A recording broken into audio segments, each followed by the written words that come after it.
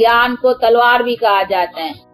कृष्ण के हाथ में देखो मुरली दिया, वो तो भगवान समझे नहीं उसको कृष्ण को, परंतु कोई मुरली वो कोई साज की बात नहीं है, ये ज्ञान जो बैठ कर करके परमात्मा ने सुनाया है, इसीलिए उनको ज्ञान मुरली। तो कहा देखो साजों के रूप में, जैसे सरस्वती को पूरा सितार या बैंजो दिया है, तो ऐसा नहीं है कि उसने आकर करके ये बजा कर करके सुनाया है, नहीं, ये ज्ञान की, इसीलिए तो उनको कहते हैं गॉडेस ऑफ नॉलेज।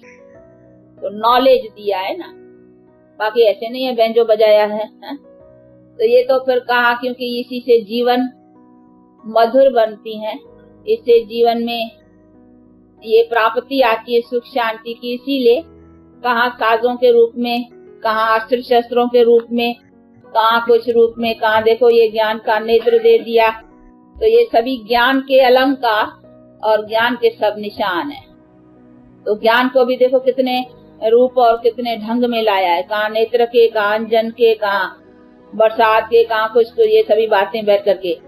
वो भागीरथ का देखा है नहीं, हाँ, वो यहाँ गंगा निकली फिर पानी बहता है, वो दिखलाते हैं चित्रों में। तो ये भी सभी है तो वास्तव के ज्ञान की बरसात की बात है, परंतु ऐसे नहीं पानी यहाँ से निकलेगा।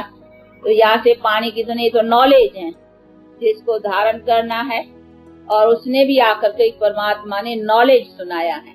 तो नॉलेज तो सुनाना पड़ेगा नहीं, बाकी यहाँ से पानी थोड़ी निकलेगा माथे से।